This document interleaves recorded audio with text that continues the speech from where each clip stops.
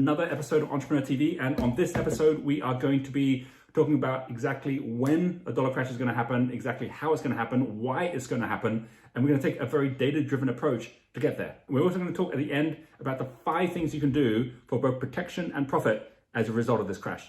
But first of all, why am I even doing this video now? There are plenty of different videos out there about the dollar crash, both in terms of whether it's going to happen and also the fact that it's not going to happen. I'm going to give you a different perspective from the point of view of what we're seeing all around the world. As many of you know, we have businesses all over the world in Genius Group, in South Africa, in Australia, in Singapore, in Europe, and all of these different countries have seen massive swings against the US dollar ever since the crisis began. And just to have a look at this VIX index, this is known also as a fear index because it is measuring volatility and it's just gone up. It's doubled in the last couple of weeks. You can see that as the volatility goes up, so the US dollar goes up as people take their money out of the market. But what we're talking about here in the crash is something much bigger. And right now, the dollar crash is making the news as a result of Stephen Roach and what he's been saying. Stephen Roach wrote an opinion piece, which you can see here in Bloomberg, saying how the coming crash in the dollar will unfold.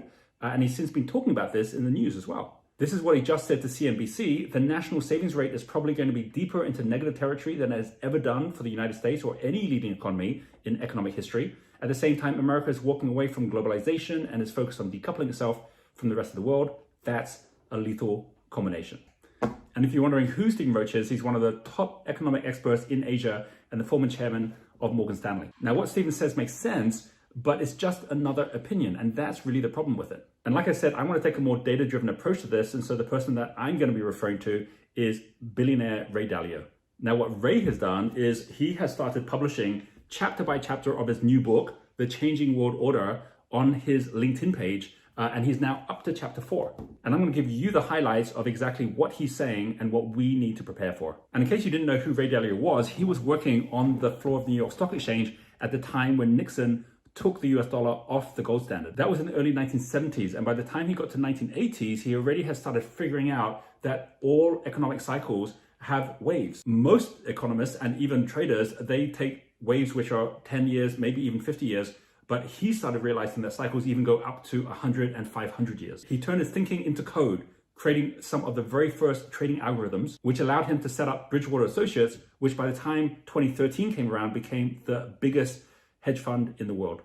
Today, Ray is actually worth $18 billion, and he's spending a lot of time going out there telling people and warning people about what's about to come. In Davos in January, before the crisis came, he famously said to CNBC, "Cash is trash." And why would he say that? Because cash already has lost so much of its value. So have a look at this for a moment. This is a graph from howmuch.net, which shows the purchasing power of $100 in 1913 and how that's worth only $3.87 today.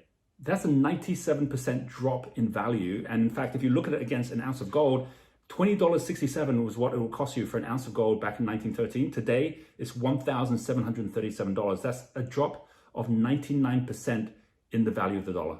Now, you might be thinking, well, I'm still living, I'm still getting by. So like, what's the big deal that it's dropped by 99%? And you wouldn't be wrong about that, because it's one thing if the value of the dollar goes down, but if things cost you more, but you're actually earning more as well, then the comparative difference you don't feel. If things were doubling in price, but at the same time you were earning double as much, then your affordability wouldn't actually change. Or similarly, if the value of the dollar was dropping against gold, just as they were in other countries, their currencies dropped too, you also wouldn't be feeling the difference. But what we're talking about here is what happens when the dollar crashes against everything. That's when you suddenly realize you can't afford the things you could afford before, or you can't exchange against the things that you could exchange against before. So what does Ray say? He's not even saying what's coming as a crash. He's saying it's a complete collapse. And the reason he's saying that is because the US dollar has kept its value as a result of being the global reserve currency. That's about to change. In his introduction chapter, he talks about the fate of each of the global reserve currencies before the US dollar. And he says it is also the case that all reserve currencies in the past have ceased to be reserve currencies, often coming to traumatic ends for the countries that enjoyed this special privilege. So I also began to wonder whether, when, and why the dollar would decline as the world's leading reserve currency, and how that would change the world as we know it.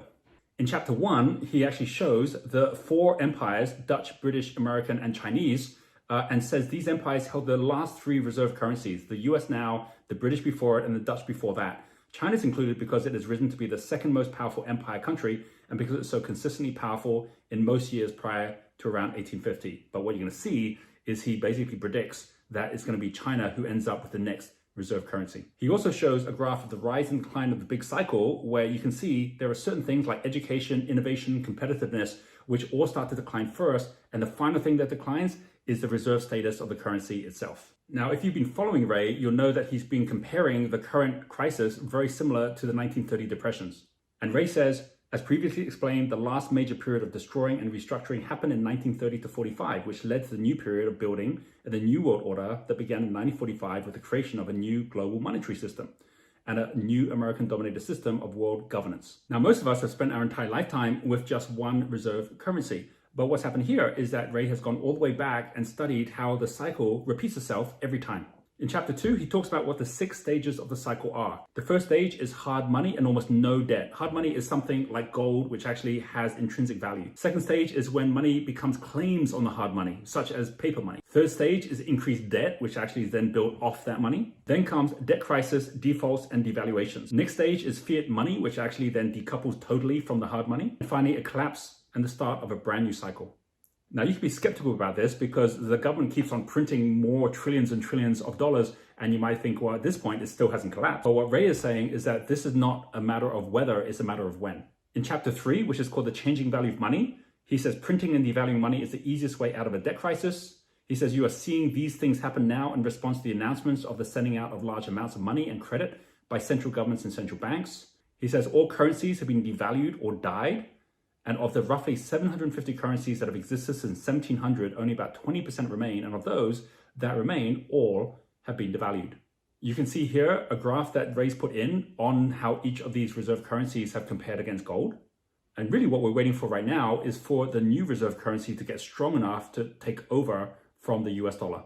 So what happened to the last 2 reserve currencies? For the Dutch, the collapse of the guilder was massive and relatively quick and taking place over less than a decade, with the actual circulation of guilders falling swiftly by the end of the Fourth Anglo-Dutch War. This collapse came as the Netherlands entered a steep decline as a world power, first losing a major war against the British and subsequently facing invasion on the continent from France. For the British, the decline was more gradual. It took 2 devaluations before it fully lost its reserve currency status. Many of those who continued to hold reserves in pounds did so due to political pressures, and their assets significantly underperformed US assets during the same time. Typically leading up to a country losing its reserve currency position, number 1, there's an already established loss of economic and political primacy. Number 2, there are large and growing debts that are monetized by the central bank printing money. Number 3, a weakening of the currency in a self-reinforcing run from the currency that can't be stopped. Now have a look at this graph from chapter 4 when he talks about the big cycle. This gives you an idea of where we are in the cycle as well. It starts with the New World Order, which was in the 1940s, peace, prosperity, productive debt growth, debt bubble, and big wealth gap, leading to the debt bust and economic downturn, which obviously happened in the 2000s, leading to printing money and credit, which has happened over the last 10 years. Revolutions and wars, we've still got that to look forward to, and then debt and political restructuring towards a new world order. Now, how long is it going to take for this to happen? Ray Dalio agrees with Stephen Roach. It's going to be somewhere in the region of 2 to 5 years. But that doesn't mean you shouldn't be preparing now. During the crisis, China has already launched the digital yuan. This is the very first central bank digital currency. And many people believe it's the digital yuan, which is China's focus at being the replacement to the US dollar. As a digital currency, it can bypass banks. It can be passed directly from one person to another and be fully tracked. It has 0 transaction cost, and it can be transferred far faster than current fiat currency because it doesn't need a bank as a clearing agent. Now, whether or not you believe all this is going to happen or not, it's better to be safe than sorry. So here's 5 things that you can do right now to be able to protect yourself and profit from the coming crash. The first thing is to diversify your cash itself. There are many banks out there you can go to now that will actually set up multiple currency accounts. For both my companies and also personally, I have accounts in US dollars, in euros, in yen, in Australian dollars, and Singapore dollars. By splitting your cash, it allows you to make sure that if one starts to go down, then you're still hedging your money against those that might still be going up. The second thing is where your cash actually is stored. Do not be in a country where there's a chance that the banking system itself is going to collapse. Smaller companies with more stable banking systems actually are better than the larger countries which can have too much debt exposure. We've set up all of our accounts in Singapore because Singapore has been controlling not just the coronavirus, but actually its entire economic system all through this crisis. It's surprisingly easy to set up an account in Singapore or even set up a company in Singapore as well. That's all you do, just Google it, look for it, and just don't assume that you have to keep all your money in your own country. The third thing, obviously, is to diversify into assets which are hedged against the dollar. That includes gold, silver, Bitcoin, and any asset where you know that if the dollar drops, that these are assets that are going to grow in value. The fourth step, even more so than those assets, are cash generating assets. As many of you know, right now we are focusing at an acquisition strategy where we are buying cash flow driven companies. And what that does is allow us to make sure no matter what's happening to asset values, we always are going to be growing our cash flow. And the final thing is debt itself. When you know the currency is going down, taking more debt actually is a good thing. If I have money in yuan and I have debt in US dollars and the US dollar drops against the yuan, it means relatively I owe less. And ultimately, with whatever strategy you choose, the most important thing is answering this question. Would I be okay if the US dollar halved in value? Once you've got a strategy where that works for you, then you can just get on with your life knowing that even with a crash, you're going to be okay. Everything I've done, everything we've done in the company has been set up for exactly that scenario. The way to be crisis-proof is to know you're going to be okay in the crisis, and the way to be crash-proof is to know you're going to be okay in a crash. I'm with Ray Dalio on this. I believe this is going to be a 2 or 3 year thing before we see this happening. Maybe faster, maybe slower. And if it doesn't happen at all, well, we've lost nothing. Always better to be prepared for the worst and hoping for the best. Now, by the way, I've dropped all the links below to Ray's chapters if you'd like to go and read them. I hope you like this video. If you have, please click a like and do subscribe so that I can keep you up to date with all the latest that's happening as we go through this crisis. And by the way, if you're interested in more, I've done this video, which allows you to see exactly how this crash is part of a 3-wave crisis from, first of all, consumer debt, then corporate debt, and then finally sovereign debt. And another video about how this was all predicted in the fourth turning and exactly what we can be expecting in the coming years. And with that, I'm going to leave you with this Ray Dalio quote, which is about thinking about the big picture. He says it's more important to do big things well than small things perfect. Thanks for watching, and I'll see you in the next video.